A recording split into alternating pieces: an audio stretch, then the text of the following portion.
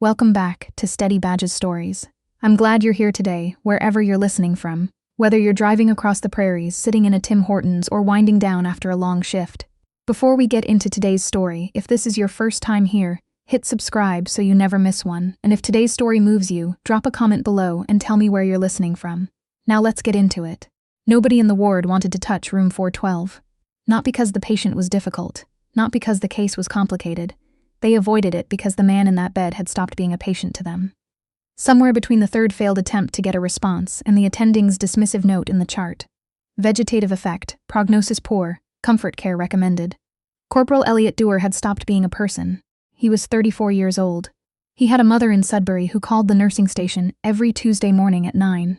He had a daughter named Brianna, who was 6, and who had drawn him a picture of a dog that someone had taped to the wall above his bed, where he could theoretically see it, if he could see anything at all.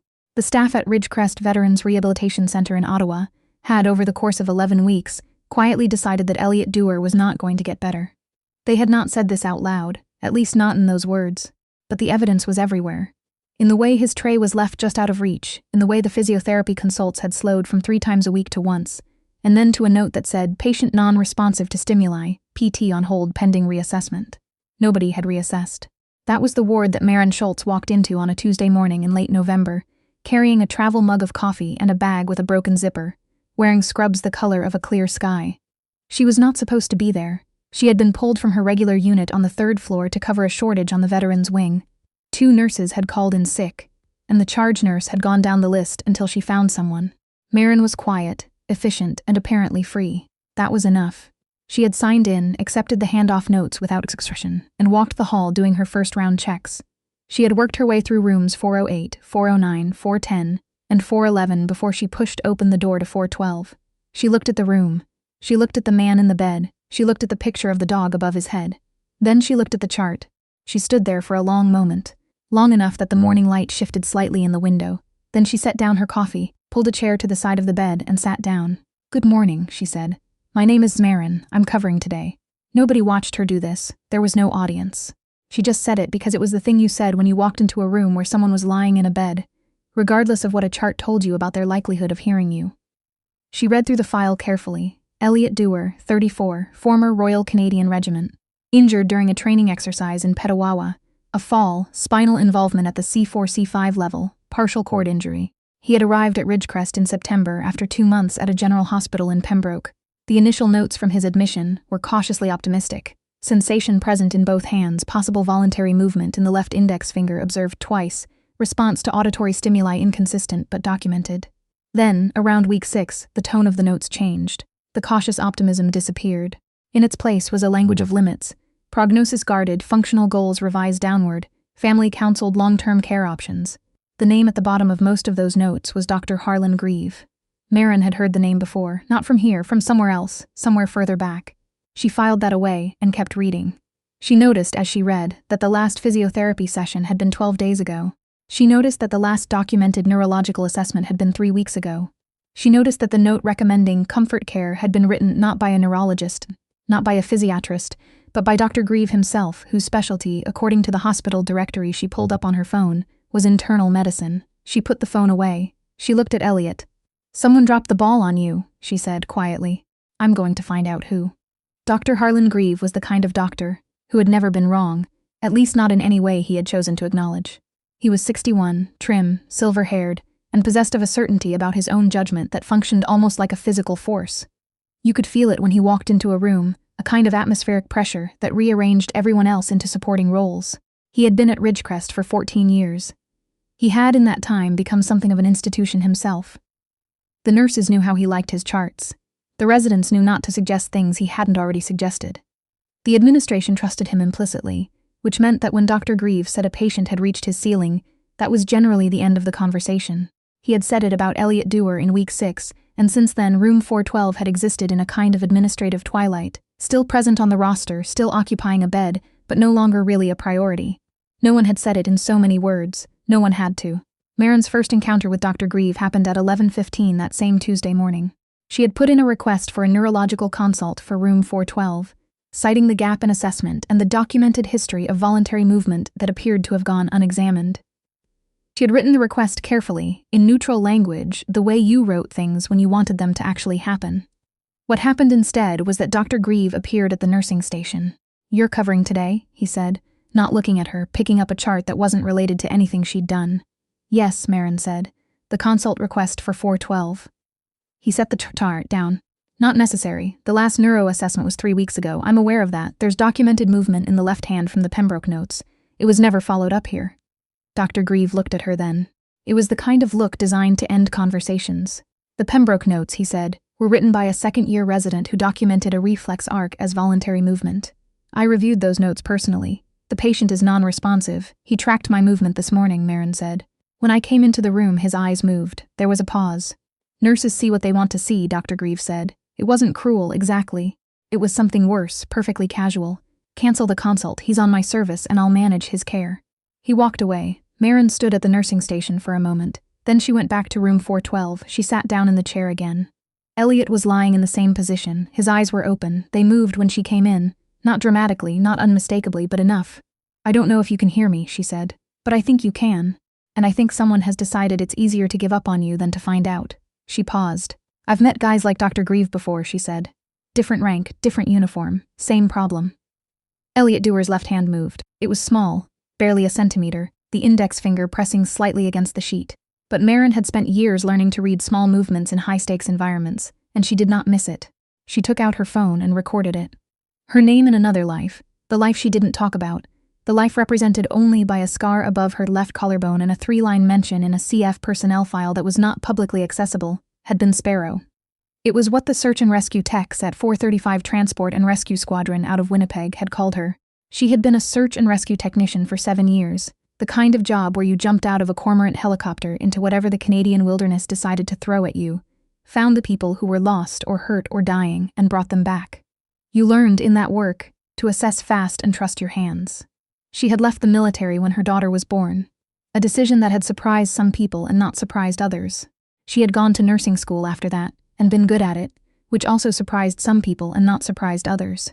She did not talk about the SARTech years, mostly because there was no reason to. She was a nurse. That was the relevant fact. But she thought about those years now, sitting in room 412, watching Elliot Dewar's left hand, because she knew what it looked like when someone was still inside. She had pulled people out of avalanche debris and wilderness crashes and capsized boats, people who by every external measure should have been gone. And she had known, by something that wasn't instinct exactly, more like calibration, that they were still there, still fighting. Elliot Dewar was still fighting. The question was whether anyone was going to fight with him. She found the answer she was looking for on her lunch break, in the physio notes from Pembroke that had been scanned into the files as a single low-resolution PDF. She had to zoom in 3 times to read them, standing in the break room with a sandwich she wasn't eating. The Pembroke physiotherapist, a woman named Leslie Ing, whose registration Maren looked up and confirmed was active, had written a detailed assessment. C4-C5 incomplete injury, Asia B classification. Sensation preserved in lower segments. Voluntary contraction observed in left fingers on 2 occasions, inconsistent but present. Recommended intensive functional electrical stimulation protocol. Referred to Ridgecrest with those specific notes and that specific recommendation. At Ridgecrest, the FES protocol had never been started. There was no note explaining why. There was only Dr. Grieve's assessment in week 3, which had reclassified Elliot as ASIA A, complete injury, no motor or sensory function below the level of injury, with a footnote that described the Pembroke findings as likely artifact, not clinically significant. Maren put down her sandwich. ASIA A and ASIA B were not the same thing, not even close. An ASIA A classification meant one set of treatment options. An ASIA B, incomplete injury, sensation preserved, meant a completely different set of options, a completely different prognosis, a completely different path. If Elliot Dewar was ASIA B, which the Pembroke notes strongly suggested and which Maren's own observations that morning supported, then he had been misclassified. And if he had been misclassified, then everything that had happened since. The cancelled physiotherapy, the dropped consults, the comfort care recommendation, had been based on a mistake. Or something that looked like a mistake. She thought about the pressure she'd felt that morning when Dr. Grieve had walked to the nursing station. The certainty. The complete absence of doubt. She thought about the 12-day gap in physiotherapy. The 3-week gap in neuroassessment. The FES protocol that had never been started. She thought about Elliot's mother calling every Tuesday at 9. Then she went back to work. That evening, after her shift, she sat in her car in the Ridgecrest parking lot and made 2 phone calls. The first was to Leslie Ing at the Pembroke Hospital. who answered after 3 rings and sounded surprised to receive the call and not at all surprised by what Maren described. "I wondered," Leslie Ng said. "I never got any follow-up. I called once, in October, to ask about the FES and was told the attending physician had reviewed and would be in touch. Nobody ever called. His classification at Ridgecrest is ACA, Maren said. There was a silence on the other end of the line. "That's not consistent with what I observed," Leslie Ng said carefully. "I know," Maren said. "I need you to put that in writing." The second call was to a woman named Constance Okafor, who was the patient advocate coordinator for the Ontario Veterans Rehabilitation Network, and whose extension Maren had found in a directory on the Ministry of Health website. Constance did not answer, so Maren left a detailed voicemail, giving her name, her credentials, the patient's name, the discrepancy in classification, and the date of the most recent assessment. She spoke calmly and specifically, the way you spoke when you were filing a report that needed to be actionable. Then she drove home, made dinner for her daughter, and slept. Dr. Grieve found out about the calls the following Thursday. Maren was back on her regular unit by then, but word travels in hospitals the way it travels in small towns, fast and without anyone quite knowing how. The charge nurse on the veterans wing, a steady woman named Bev, who had worked at Ridgecrest for 20 years, called Maren on her break to give her a heads up. "Grieve's been asking about you," Bev said. "Who you are, how long you've been here, why you were on the wing on Tuesday. What did you tell him? That you're a good nurse who is covering a shortage." A pause. "He's not happy, Maren. I know. He has a lot of friends here. I know that too." Another pause. "Just be careful. That's all I'm saying." Maren thanked her and went back to work. What she did not tell Bev, what she had not told anyone at Ridgecrest, because there had been no reason to, was that she had also, that same Thursday morning, submitted a formal written concern to the Canadian Patient Safety Institute's reporting portal, had emailed her documentation, including the video of Elliot's hand movement, the Pembroke physiotherapy notes, and a detailed written comparison of the 2 ASA classifications, to the College of Physicians and Surgeons of Ontario, and had forwarded everything to Constance Okafor, who had called her back on Wednesday and said, in the particular tone of someone who had seen this before, "Thank you for this. This is exactly the kind of documentation we need." Maren was not operating without a plan. She had never operated without a plan. 2 weeks later, a neurologist from the Ottawa hospital named Dr. Farida Osi arrived at Crest for what was logged as a routine peer consultation. It was not routine. It had been arranged through the Veterans Network, at the recommendation of Constance Okafor's office, following the submission of the formal patient safety report. Dr. Grieve was not informed until the morning of the assessment. Maren heard about the results through Bev, who heard them through the physiotherapy department, which had been asked, for the first time in 7 weeks, to prepare for a new round of sessions with the patient in room 412. Elliot Dewar was ACA-B. The neurological assessment confirmed it. Sensation preserved in multiple lower segments. Incomplete injury. Functional electrical stimulation protocol, the one recommended in September by Leslie Ng in Pembroke, the one that had never been started, was initiated the following Monday. Dr. Grieve was placed on administrative review. Maren did not go back to room 412 until 3 weeks after the assessment, when she was pulled to the veterans wing again to cover another shortage. By then, things in the ward were different. Not dramatically. Change in hospitals is slow, institutional, resistant. But the chart outside room 412 was thicker. The physiotherapy log showed 3 sessions a week. There was a new consult from occupational therapy. Someone had brought Elliot a better pillow. She pushed open the door. He was in the same bed, but not in the same position. He had been propped up slightly, and there was a communication board on the tray table beside him, a low-tech grid of letters and symbols that the occupational therapist had introduced. On the whiteboard above his bed, someone had written in green marker, "Progress, L hand grip 2-5, keep going, Elliot." She sat down in the chair. "Hi," she said. "I don't know if you remember me. I was here about 5 weeks ago. I'm Maren." His eyes moved to her face, tracked and held. "I heard the FES is going well," she said. "That's good news." Slowly, with visible effort, his left hand moved toward the communication board. His index finger, the same one she had watched press against the sheet on that first morning, found the board and pressed a letter. M, then another. A, then, pausing between each one, REN. He spelled her name. Maren did not cry, because she was at work, and also because she had learned a long time ago. In a helicopter over Lake Winnipeg at 3 a.m, pulling someone out of the dark water. That you saved the relief for later. You stayed present while you were there. But she stayed in that room for the rest of the allotted assessment time, and she talked to him, and he listened, and occasionally his finger moved to the board. When she stood to leave, she paused by the door. "They called me Sparrow," she said, "in my old unit, because I could find people in places nobody else thought to look." She put her hand briefly on the door frame. "Took me a minute to find you," she said. "I'm sorry it took that long, but I found you."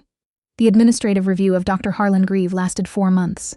The College of Physicians and Surgeons of Ontario investigation ran parallel to it and concluded 6 months after that. The findings were not published in full, but a summary was made available through the Veterans Network that Constance Okafor's office circulated to relevant stakeholders. It documented a pattern of premature reclassification in a subset of patients on Greaves' service at Ridgecrest over an 8-year period. Patients whose initial assessments from transferring facilities had indicated incomplete injury, but who had been reclassified to complete injury on admission. In most cases, the recommended therapeutic protocols from the transferring facilities had not been initiated. Dr. Grieve did not return to Ridgecrest following the administrative review. His license was suspended pending the outcome of the college investigation. The Veterans Wing at Ridgecrest underwent a full clinical audit. 3 other patients were identified who had potentially been misclassified under Dr. Grieve's service. All 3 had their assessments reviewed. A new case review protocol was introduced at Ridgecrest, requiring independent neurological verification before any reclassification from incomplete to complete injury. These things did not happen because of Maren Schultz. They happened because Leslie Ng had written careful notes in Pembroke, and because Constance Okafor had answered her voicemail, and because a neurologist named Farida Osi had done a thorough assessment, and because the college investigators had done their jobs. But they started because of a Tuesday morning in November, when a nurse covering a shortage had sat down in a chair beside a man everyone else had given up on, and said good morning. Elliot Dewar was transferred to a specialized rehabilitation facility in Toronto 14 months after his initial admission to Ridgecrest. His left-hand grip had progressed to 4-5. He was beginning to work on right-hand function. He could not yet walk, and his physicians were careful about what they promised.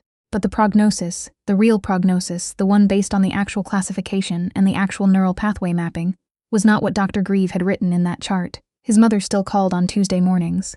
Now sometimes Elliot could answer. Maren heard about the Toronto transfer from Bev. She was on her regular unit when she heard, 3rd floor, ordinary shift, the same blue scrubs, the same broken zipper on her bag that she still hadn't fixed. She thought about the search and rescue tech debrief she'd gone through after every call years ago. The 10 minutes you gave yourself to register what had happened before you moved on. You didn't linger, you acknowledged. Then you went back to work. She gave herself about 30 seconds. Standing in the hallway, coffee in hand, thinking about a man spelling her name with one finger on a communication board. Then she went back to work. Thank you for listening to today's story. If it stayed with you, drop a comment and tell me where you're tuning in from. I read every single one. If you know someone who serves or has served, share this with them. And if you haven't already, subscribe to Steady Badges Stories so you don't miss what's coming next. Take care of yourselves and each other. I'll talk to you soon.